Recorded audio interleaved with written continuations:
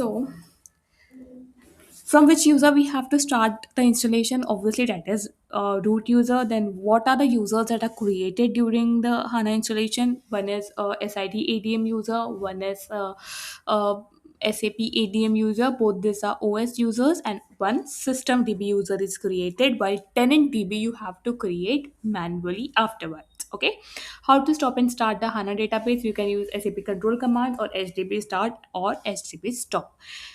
Can you tell me during the starting of SAP HANA what will happen? I have really shared a video today only, a short video on this, but that you can review there.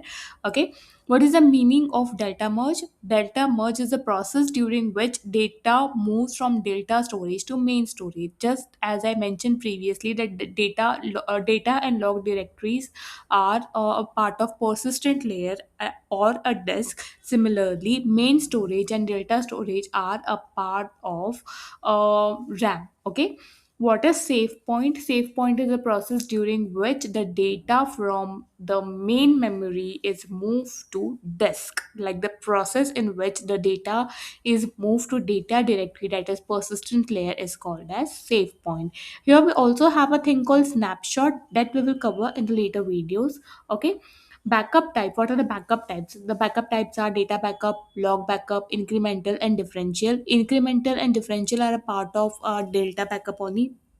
What is the difference between the two is, in incremental backup, what will happen if you are taking a backup, say today, for incremental backup, tomorrow it will update the data only that was left. Like for example, I'm taking a backup at 5:40 today, and tomorrow when I take incremental backup, it will take the backup after 5:40 today's date. Okay.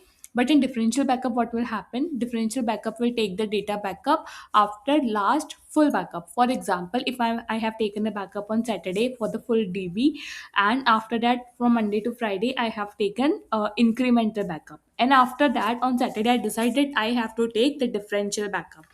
Differential backup, what it will do, it will not consider the incremental backup, it will directly take the backup after Sunday, like after the last full backup was taken, from there it will start backing up the data. This is referred because, say for example, in the system crashes and you need to recover the data there, then and in case any of the incremental files got corrupted in between, for example, Wednesday